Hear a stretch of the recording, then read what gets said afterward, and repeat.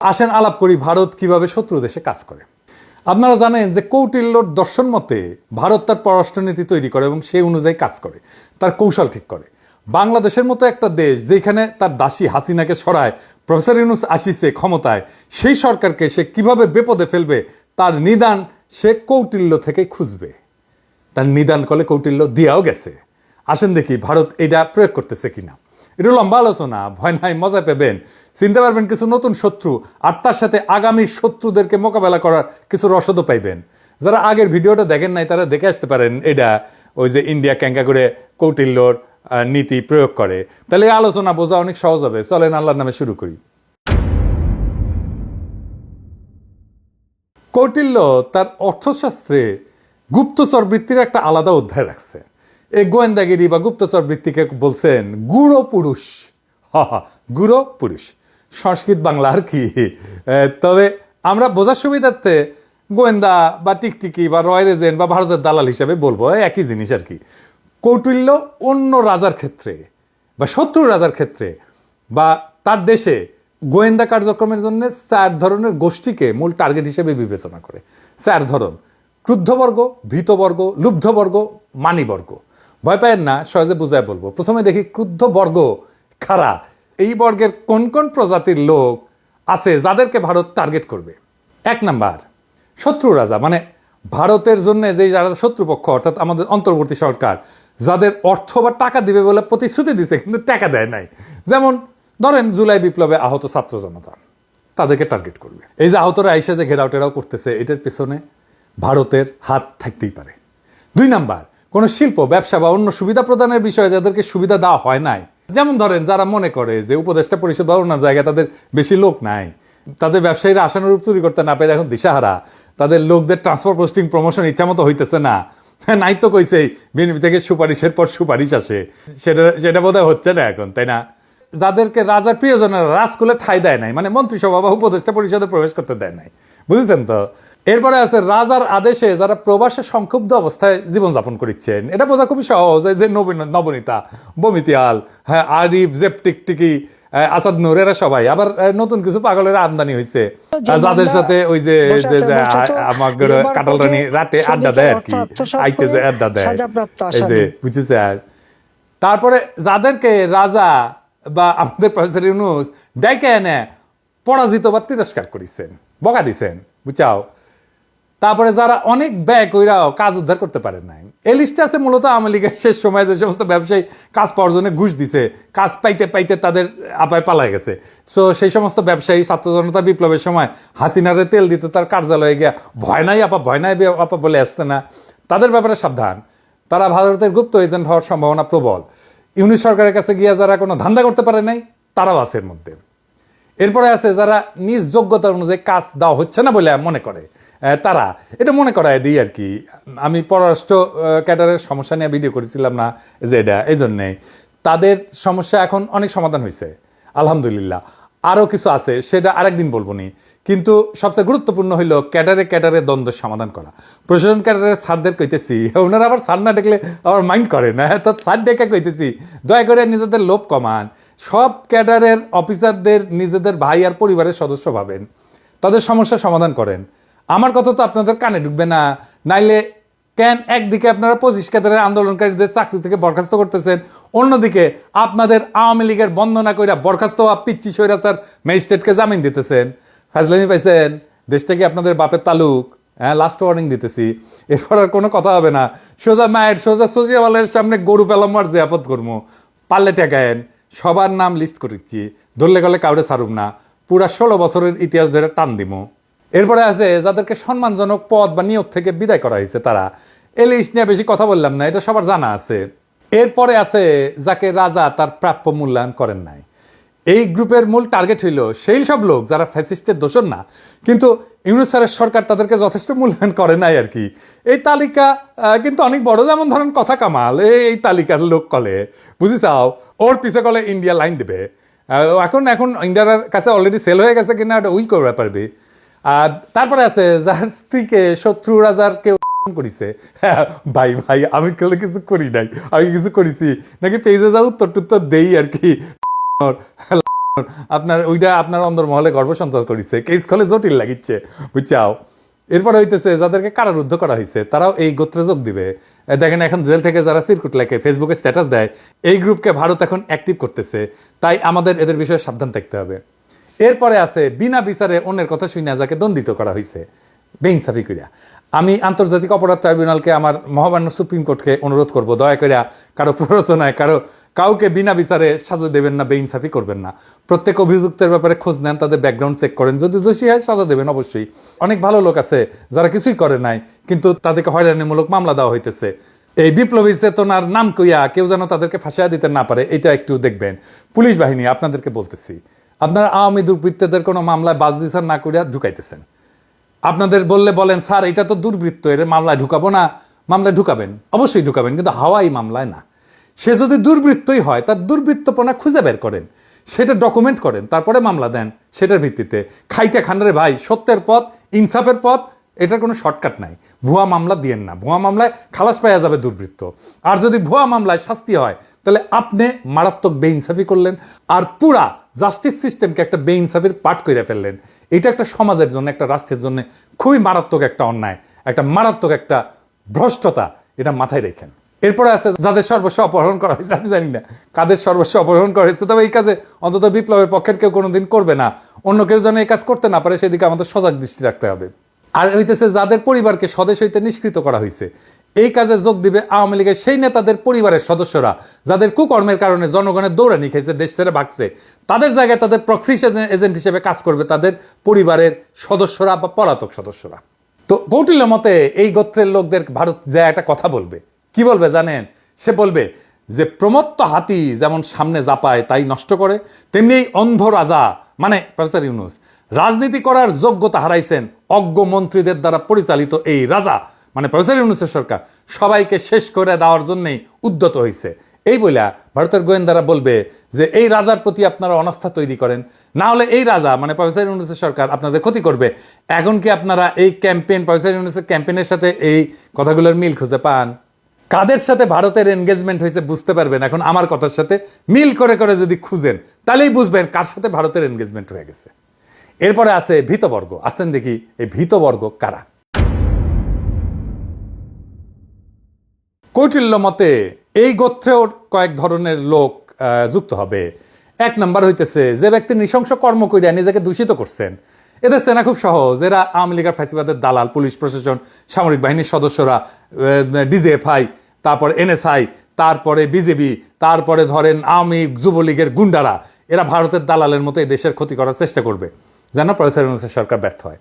এরপরে আছে যে ব্যক্তি ভারতের শত্রু রাজার দ্বারা অত্যাচারের শিকার হয়েছে, মানে যে সমস্ত জেলবাসী, হ্যাঁ ভারতবাসী এবং প্রবাসী আওয়ামী দালাল আছে যারা দেশে ফিরতে পারতেছে না, তারা সবাই ওই গোত্রের আওতায় আসবে। এরপরে আছে যে ব্যক্তির পাপ কর্ম প্রকাশ করা হয়েছে। এই তালিকাকালে অনেক বড়, যাদের পাপ প্রকাশিত হয়েছে তারা সবাই এই শত্রু গোত্রে পড়বে। 5ই আগস্টের পরে এদের বিষয়ে আরো তথ্য প্রকাশ করা দরকার ছিল, তাই এই তালিকায় সবাইকে চোখে চোখে রাখতে হবে। এই তালিকায় যারা আছে, যাদের তথ্য প্রকাশিত হচ্ছে, আমার কাছে টেরাবাইটের পর টেরাবাইট ডাটা আছে। কোনো অলিগার, কোনো ব্যবসায়ী প্রফেসর ইউনূসের সরকারকে বেকায়দা ফেলার কাজ করলে তাকে করলে ধরবো, ওইটা দিয়ে আজ আমার ক্ষুদ্র ভ্রাতার ভগিনীরা কবে দাদা আজ কোনো বিশেষ ক্লিপ শোনাবেন না? শোনাবো খুশি করে দিবনি এপিসোডের শেষে। যাই হোক, আসেন আলাপে আসি। এরপরে আছে তারা যে ব্যক্তি সমান অপরাধকারীকে সাজাপ্রাপ্ত হইতে দেখছে এবং ভীত যে তার মনে সে মনে করতেছে আমারও তো এই সাজাটা হবে। এই তালিকায় কারা থাকতে পারে জানেন? যাদের ধরা হয়েছে এবং তারা একই অপরাধ করেছে। ধরেন এমপি ধরা হয়েছে, হাসিনার এমপি, 900 ভোটের এমপি। এখন 900 ভোটের এমপি যারা আছে তারা সবাই এই তালিকার যাবে। আর আন্তর্জাতিক অপরাধ ট্রাইব্যুনাল থেকে রায় যখন আসা শুরু হবে, কার্যকর হওয়া শুরু হবে, তখন এই তালিকা বড় হবে। গোয়েন্দা সংস্থাগুলোকে এদের দিকে কড়া নজর রাখতে অনুরোধ করতেছি। একই সাথে জেল কর্তৃপক্ষকে বলতেছি কয়েদি মানে কয়েদি, ওরা দেশের মানুষের শত্রু, খাতির করা বন্ধ করেন। ফারুক খান কেমনে মোবাইল পায় আর ফেসবুকে স্ট্যাটাস মানায়? যদি সত্য সত্য ফারুক খান নিজে ফেসবুকে স্ট্যাটাস দেয় তাহলে ওই জেলারে সরাইতে হবে, ওই কারাগারের দায়িত্ব থাকা সবাইকে প্রত্যাহার করতে হবে, বিভাগীয় শাস্তির ব্যবস্থা করতে হবে। এরপরে আছে যে ব্যক্তিকে সাজা প্রদান করা হয়েছে, এটা তো জানেনি, এখনো সাজা হয়নি কারো, হবে, তারাও এই গ্রুপে আসবে। এরপর আছে যে ব্যক্তি সকল সরকারি দপ্তরে প্রভাব বিস্তারের সক্ষমতা রাখে, যাদের টেকা আছে, অ্যাক্সেস আছে সরকারের নানা দপ্তরে। ভাইবা বলেন তো ওয়াকার সাহেব এই সেক্টরে পড়ে কিনা? হ্যাঁ, বুঝেছে। এরপরে আছে যে ব্যক্তি সহসা অনেক অর্থ সঞ্চয় করছে, এমন লোক হইল ভারতের আদানি, সে রয়ের ইশারায় কাজ করে। আর আপনারা জানেন বাংলাদেশে এমন অনেক ব্যবসায়ী আছে, যেমন ধরেন সামিট, বেক্সিমকো, এসালোম, এনার্জি প্যাক, এই সমস্ত কোম্পানি আওয়ামী লীগের সময় ফুলে ফেপে উঠছিল। তাদের দিকে খেয়াল রাখতে হবে, তাদের বিদেশে যাওয়ার উপর নজর রাখতে হবে। আর সাথে আছে ওই যে দোয়া পলক আছে না, আর বোতল জয়ের সামসা, কিছু আইটি কোম্পানি, এদেরকে জয় বাংলা করে দিতে হবে। আগে যে সমস্ত কর্মকর্তা A2I কাজ করেছে, তা সরকারি হোক আর বেসরকারি হোক, সবাইকে বের করে দিতে হবে। এরা সবাই ভারতের তথ্য পাচারের সাথে জড়িত, এরা সবাই ভারতের সুপ্ত গোয়েন্দা। এদের নিয়ে আর যাই হোক নতুন বাংলাদেশ হবে না। এবার আসেন গোপন গুরুত্বপূর্ণ কল রেকর্ড শোনাই দরবেশ বাবার, শুনেন। হ্যালো, হ্যালো, আসসালামু আলাইকুম স্যার। ওয়ালাইকুম। স্যার তোহা বলছি রিভ্যালুয়েশন ভিউয়ার্স লিমিটেড থেকে। স্যার আমি কল করেছি আপনাকে আমাদের কোম্পানির পক্ষ থেকে। স্যার আচ্ছা, দরকার নেই। হ্যাঁ শুনেছেন, হ্যাঁ এটা গুরুত্বপূর্ণ না মনে হইতেছে না? আচ্ছা এইটা শোনেন। হ্যালো, আসসালামু আলাইকুম।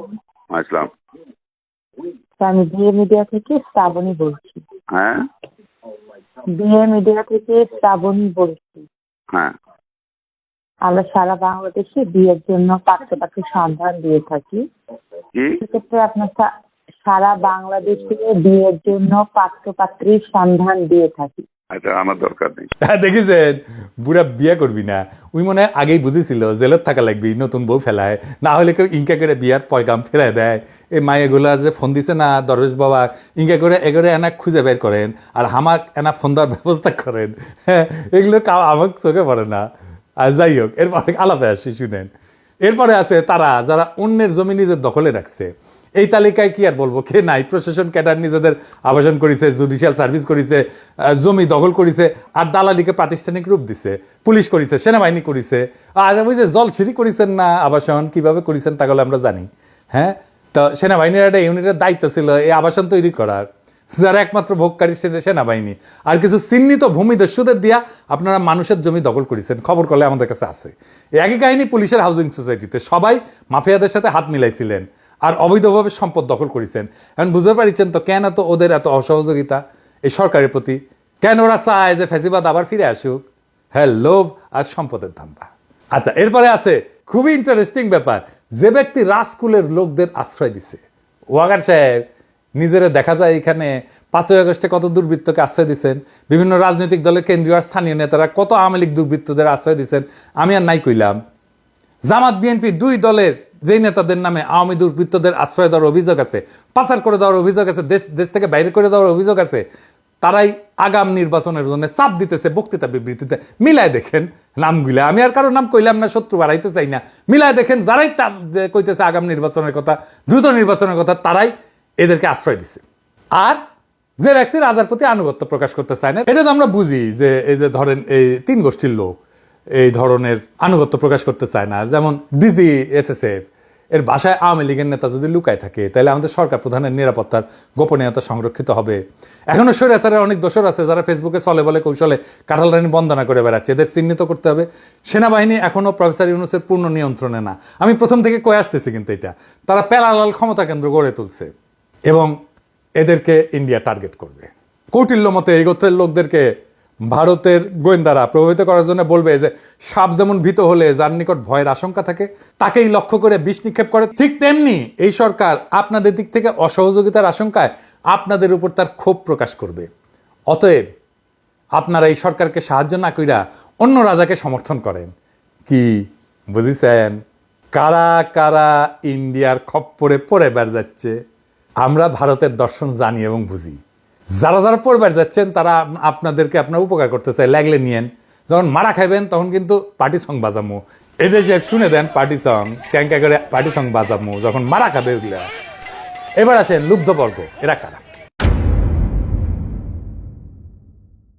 যে সমস্ত ব্যক্তির অর্থ সম্পদ ক্ষয়প্রাপ্ত হয়েছে, মানে 5ই আগস্টের পর ছাত্র জনতা যে সমস্ত ফ্যাসিস্টের স্থাবর সম্পদের উপর হামলা টামলা করেছে, যারা সম্পদ হারাইছে, তারা সবাই এখন ভারতের দালালে পরিণত হবে, যাদের ব্যাংক অ্যাকাউন্ট ফ্রিজ করা হয়েছে। বুঝেছাও, এদের দিকে চোখ রাখতে হবে। এই তালিকায় সেনা, পুলিশ, প্রশাসনের সদস্যরা আছে, সাথে আছে দরবেশ, সোরা কামাল থেকে আওয়ামী লীগের চিহ্নিত কিছু চোর এবং নেতাকর্মী। আর এটা কি, যে ব্যক্তি নারী এবং মদ্যপানে আসক্ত, বুঝেছাও, সব জায়গায় তাছে কলে। এই ব্যাপারে অবশ্য আমি আর কথা কই না, আপনারা জানেন কাদের এই সুঅভ্যাসটা আছে। আর এটা কি, যে ব্যক্তি ব্যবসা দিয়ে ভারত থেকে লাভবান হওয়ার আশা রাখে, যাদের ইন্ডিয়ার সাথে ব্যবসা আছে, বুঝেছাও, এই তালিকা মোটামুটি দৃশ্যমান। দেখেন বিএনপির নেত্রী আদানির কথা বলে, তখন আমার কেন সন্দেহ হয়। বিএনপিতে এমন ব্যবসায়ীর সংখ্যা তো অনেক, যারা টাকা কামানোর জন্য সবকিছু দেশে সবকিছু বিক্রি করবেই, সাথে নিজের প্যান্টটা ভারত যদি খুলে নিতে চায় খুলে দিয়ে আসবে। কৌটিল্য মতে এদেরকে প্রভাবিত করার জন্য ভারতের গোয়েন্দারা বলবে যে চন্ডাল যেমন ব্রাহ্মণদের সাহায্য করে না, তেমনি এই রাজা মানে প্রফেসর ইউনূসের সরকার প্রজ্ঞাহীন ব্যক্তির দ্বারা সরকার চালাবেন, যোগ্য এবং আত্মগুণ সম্পন্ন ব্যক্তিদেরকে দিয়ে চালাবেন না। অমুক রাজা মানে যে ক্ষমতাটা আসিচ্ছে পরে, ওই ধরেন বিএনপি উপযুক্ত মানুষকে উপযুক্ত জায়গায় বসাবে, আপনারা তার সেবায় নিয়োজিত হন। বুঝেছাও? এইবার বুঝেন কিভাবে ভারতের দর্শন আর বিএনপির ন্যারেটিভ মিলা যায়। আমার কথা বিশ্বাস না হলে পরে মিলাই দেখেন, সব আওয়ামী ফ্যাসিস্ট পুনর্বাসিত হবে বিএনপির হাত ধরিয়া। আমি আজ বলে রাখলাম, তখন মিলাই দেখেন, জানি না তখন কি হবে, আবার একটা জুলাই সংগঠিত করতে হবে কিনা আমাদের, করলে করব, দেশের স্বার্থে নো কম্প্রোমাইজ। এবার আসেন দেখি মানিবর্গ কারা। কৌটিল্যের মতে এই বর্গেও কিছু ধরনের লোক থাকবে। এক নম্বর হইতেছে যে ব্যক্তি নিজেকে অত্যন্ত বিদ্বান মনে করে, হ্যাঁ, যেমন বুড়া খাটাস উপদেষ্টারা, এরা কাজ পারবে না, করবেও না, এরা খালি বিএনপি আসার জন্য রাস্তা তৈরি করবে যেন প্রফেসর ইউনূসের সরকার ব্যর্থ হয়। তারপরে আছে বিএনপির নতুন বুদ্ধিজীবীরা, সবার থেকে বেশি বুঝে। হোয়াটসঅ্যাপের একটা বুদ্ধিজীবী গ্রুপ আছে কলে ওদের, বুঝছাও, উঠি হোয়াটসঅ্যাপে খালি খালি মেসেজ মারে আর মেসেজ মারে আর প্রচুর বুদ্ধি পয়দা করে, বুঝছাও। আর যারা আছে, যারা অন্য সবাইকে গাড়ল বলে, আপনি দেখবেন কি কেউ আছে যে অন্য সবাইকে গাড়ল বলে, সে নিজে বিদ্বান বুদ্ধিতে ভরপুর, টইটুম্বুর করে, নিজে কলে পাশ দিছে একটা 3rd ক্লাস বিশ্ববিদ্যালয় থেকে বিয়ে, আর ভাবছে প্রফেসরের। আমি আর নাম কইলাম না, হ্যাঁ, আপনারা নিজেরা বুঝেন যে কার কথা কইছি। যে ব্যক্তি নিজের প্রতি অন্যের সমর্থন কামনা করে, এটা সরাসরি বিএনপি। তাদের জনসমর্থন কি আছে জানি না, তাদের ছাত্র সংগঠন ছাত্র দলের জনসমর্থন নাই, এটা তো সত্য। ছাত্র দল ছাত্র সংসদ নির্বাচন করে না কেন? কারণ তারা হারবে। বিএনপি মনে করে আমরা যারা বিএনপি করি না তাদেরও বিএনপির কামলা খেতে দেওয়া উচিত, বুঝছাও। আর এরপরে কি আছে, যে ব্যক্তি নিজ শত্রুর প্রতি অন্যের পূজা সহ্য করতে পারে না, পূজা মানে শ্রদ্ধা, সমর্থন ইত্যাদি। বিএনপি তাদের মূল শত্রু এখন অন্তর্বর্তীকালীন সরকার। প্রফেসর ইউনূসকে কত তাড়াতাড়ি তাড়াইতে পারবে সেই চিন্তাই এখন তাদের মাথায়। তো প্রফেসর ইউনূসের পক্ষে যারা কথা বলবে তাদের পিছনে বিএনপির পালিত বট গালিগালাজ করতে নেমে পড়বে। এরপরে আছে সেই ব্যক্তিরা যারা অধীনস্থদের দ্বারা প্রভাবিত হয়ে এখন অন্যায় কাজ করছে। এমন অনেক সরকারি কর্মকর্তা আছে যাদের চুরির মাস্টার প্ল্যানার তাদের অধীনস্থ কর্মচারীরা। এর অধীনস্থ কর্মচারীদের তো এখন তেমন একটা সুবিধা দেন নাই, তাই না? তারা নিজেদেরকে বঞ্চিত ভাবে, বুঝছাও। এই যে বঞ্চিত লিগ কই থেকে আসিচ্ছে, বুঝছাও, এটা ইন্ডিয়ান মাস্টার প্ল্যান। হ্যাঁ, এই যে বঞ্চিতদের যে কইছে যে এই যে তুমি তো কিছু পাও নাই, বুঝছাও, তুমি এত কিছু করলা। এরপরে কি আছে, যে সমস্ত ব্যক্তির কিছু কিঞ্চিত সাহস টাহস আছে, কাজ করতে আগ্রহী, ধরনের লোকদের ভারত গত 6 মাস ধরে চিহ্নিত করছে। এখন এদের উপর ভর করিয়া আওয়ামী লীগ তাদের আন্দোলনের কর্মসূচি ঘোষণা করতেছে, লিফলেট বিলাইতেছে, বোম্বাস্টিক বিবৃতি দিতেছে, এদের প্রত্যেকে ইন্ডিয়া ফুসলাইতেছে। এটা যেটি পাবেন জয় বাংলা করে আগে ডলা দিবেন, তারপরে পুলিশ দেখবেন, আগে পুলিশ দেখেন না, হ্যাঁ, মাইরা টেরে ফেলেন না, এর থেকে তথ্য বের করা লাগবে, তারপর হবে খেলা। দেখি ওই মায়ের দুধ খাইছে কিনা, বুঝছাও। আয় বঙ্গবন্ধুর ভাস্কর্যে হাত দে, সাধারণ মানুষ হিসাবে একটু লড়াই করি, দেখি কতটুকু মায়ের বুকের দুধ খাইছো তোমরা। এরপরে আছে যে ব্যক্তি ভোগ্য বস্তুর প্রাপ্তিতে অসন্তুষ্ট। হ্যাঁ, তো এতদিন তো আওয়ামী লীগ, সানি লিওন, নোরাভাতি এদেরকে নাচাইছে, মিডিয়া দালাল তাপসকে ব্যবহার করিয়া, ওদের একটা টেস্টটা ছিল, টেকাও ছিল। আপনারা রিকিজ নাচ দেখেছেন, হ্যাঁ, বুঝছেন, ক্ষমতা গেলে কি টেস্ট উন্নত হবে ভাইজান? হ্যাঁ, মিলেমিশে কি দেশব্যাপী খেমটা উৎসব করবে নেঙ্কা করিয়া? তো কৌটিল্য কইছে যে এই গোত্রের লোকদেরকে ভারতের গোয়েন্দা বলবে চন্ডালের আনন্দ চন্ডালি যেমন বুঝে, তেমনি এই নিজ সরকার নিজেদের জন্য উপভোগের ব্যবস্থা করে, নিজেদের রাজনীতি সাজাইতেছে। এরা আপনাদের মতো আর্যদের মানে উচ্চ বংশীয়দের জন্য কিছুই করবে না। হ্যাঁ, অমুক রাজা মানে যে আসবি ক্ষমতা মানে বিএনপি আপনাদের জন্য সঠিক উপভোগের ব্যবস্থা করবি, নোরাফাত থেকে এসে এনে দিবি, আপনারা তার দিকে চলে যান, ব্যাস আর পাইকে বিএনপি লেগে গেল অন্তর্বর্তী সরকারের পিছে, আর মাঝখানে সামে বাড়ি দিয়ে দিল পিনাকিরে। তো ভারতের এই গুপ্তচর বৃত্তির সমাধান কি? আপনারা জানেন তো যে সমাধান দেওয়াটাও আমার একটা কাজ। আমি তো বাঙ্গুয়েলিদের সুশীলদের মতো না যে সমস্যা করবো কিন্তু সমাধান দিতে পারবো না। তো এটারও সমাধান দেবো, মাত্র 3টা সমাধান, বেশি না। প্রথমত, জুলাই বিপ্লবের সকল শহীদের পরিবারকে 1,30,00,000 করে টাকা দিবেন এবং তাদের পরিবারের একজন সদস্যকে সরকারি চাকরি দিবেন। কেন 1,30,00,000 টাকা? আসেন এটা বুঝে দেখি, আমি এটা হিসাব করেছি আর কি। আমাদের পার ক্যাপিটা ইনকাম মানে মাথা পিছু ইনকাম হইতেছে ইউএস ডলারে $2,624। আর আমাদের গড় যে বয়সে যারা শহীদ হয়েছে তাদের গড় বয়স হইতেছে বিলো 25, মানে 25 বছরের নিচে। একজন মানুষ 65 বছর পর্যন্ত আয় রোজগার করতে পারে। তো তাইলে তারা তাদের ফ্যামিলির জন্যে 40 বছর তারা আয় উপার্জন করতো, তাই না? তাহলে 40 বছরে কত হয়? $1,04,960। এটা বাংলা টাকায় কনভার্ট করলে 1,27,00,000 টাকা হয়। তাই কোনোভাবেই 1,27,00,000 টাকার নিচে কোনো কম্পেনসেশন হবে না শহীদ পরিবারে। এইটা ন্যায্যভাবে ইনসাফের সাথে ঠিক করতে হবে। এতে করে ছাত্র জনতা, মানে যারা এই সরকারকে ক্ষমতা বসাইছে, তারা ভারতের কুমন্ত্রণায় বিভ্রান্ত হবে না। সমস্যাটা উনি স্যার বলছেন যে সরকারি আমলারা এই কাজ বাস্তবায়ন করতেছেন না, তারা নাকি সহযোগিতা করতেছেন না, যদিও উনি ডিপ্লোম্যাটিক ল্যাঙ্গুয়েজে বলছেন যে আমাদের সাথে ওনাদের কানেকশন হইতেছে না। শুনেন, প্রজেক্ট করতে আমার ভয় লাগে যে কথা বলে ওটা পারি না, তো শেষ পর্যন্ত গিয়ে পৌঁছে না। আপনার কথার আন্তরিকতা তো মানুষ বিশ্বাস করে, আপনার অনুমান অন্তত এটা তো খুবই একটা ইমিডিয়েট এবং প্রায়োরিটির মধ্যে থাকার কথা। এটা কি বিউরোক্রেটিক ট্যাঙ্গলস এর কারণে হচ্ছে না? ট্যাঙ্গলস এর মধ্যেই এই কার হাত দিয়ে কিভাবে যাবে, কার কাছ থেকে কোথায় যাবে, এগুলো নিয়ে গোলমাল হচ্ছে, আর কিছু না। তাতে বিউরোক্রেসির কিছু হচ্ছে না, কিন্তু সরকার, আপনার সরকারের বদনাম হচ্ছে।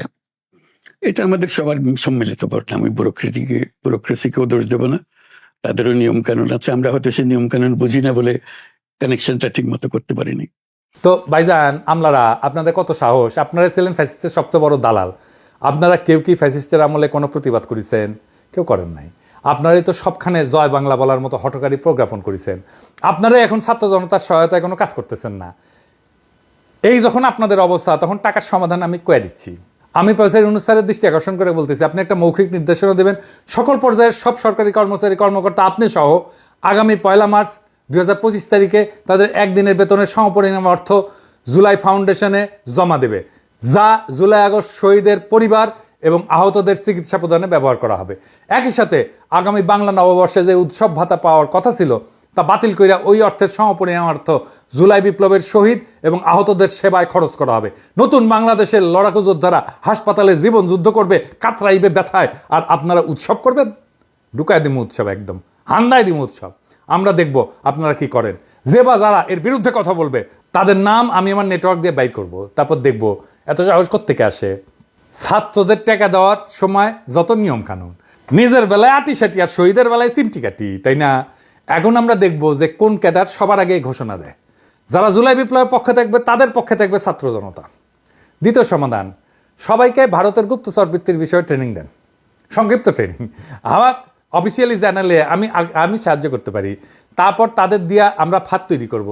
যারাই কাউকে গোয়েন্দা জালে ফাঁসানোর চেষ্টা করবে তাদের তথ্য আমাদের জানাবেন, না হলে ওরে ওই জায়গায় বাইদা ফেলবেন। তারপর জনগণকে খবর দেবেন। চট্টগ্রামের মতো অনেক গুপ্ত চক্রান্ত ফাঁস করে দেওয়া হবে। ভাবছিলাম কাউরে কিছু বলা লাগবে না, এখন আর এই ছাড় দেওয়া যাবে না। আর ছাত্র ভাইরা, আপনারা এই ভারতের দর্শন আপনাদের সহযোদ্ধাদের জানাইবেন, তাদেরকে এক একটা রণাঙ্গনের সৈনিক হিসেবে গড়ে তুলবেন। আর তোমাদের ডাকে পুরা বাংলাদেশ এক হইছে, অন্য কারো ডাকে ঈদের পরের আন্দোলনে জনগণ এক হয় নাই। তোমরা মানুষের নেতা, তোমাদের শক্তি এই দেশের জনগণ, এটা মাথায় রেখো। 3 নাম্বার, বাংলাদেশের বাজারে ভারতের পণ্য বয়কট করবেন। না পারলে ভারতের পণ্যের আকাশ সমান শুল্ক আরোপ করেন। ভারতের যে কোম্পানি বাংলাদেশের কারখানা করেছে সেসব আমরা সিলগালা করে দেবো, অফিস সিলগালা করে দেবো। ভারতের ক্ষতি হবে তাদের বাৎসরিক 14 বিলিয়ন বাণিজ্যে, যেটা বাংলাদেশ থেকে তারা নিয়ে যায়। আর ভারত যদি পাল্টা শুল্ক বসায়, তাহলে ওই যে 2 বিলিয়ন আমরা রপ্তানি করি, ওইটা পড়বে। দরকার হলে করবো না। এই কাজ বাস্তবায়ন করা খুব সহজ না।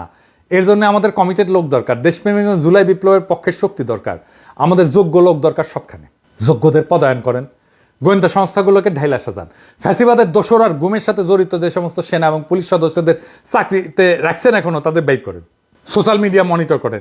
যারাই ভারতের পক্ষে, ফ্যাসিবাদের পক্ষে ইনা বিনা পোস্ট দেবে তারে বসায় দেবেন। আর দয়া করে আপনাদের বুড়া উপদেষ্টাগুলোরে এই উপদেষ্টা পরিষদ থেকে বাদ দেন। আপনাদের যে সমস্ত মন্ত্রণালয় আন্ডার পারফর্মিং, তার সবগুলো উপদেষ্টাই কোন রাজনৈতিক দল সাজেস্ট করছিল এটা আমরা জানি। আর কইলাম না, আর কি, সত্যতা বাড়াইতে চাই না, তিক্ততা বাড়াইতে চাই না। ভারত ঢোকা মানেই বিপ্লবের অপমৃত্যু, এইটা আমরা হইতে দেব না। লাগলে আবার লড়াই হবে নব্য ফ্যাসিস্টের বিরুদ্ধে। আমার বাংলাদেশ আর কখনোই ভারতের উপনিবেশে পরিণত হবে না। ইনকিলাব জিন্দাবাদ।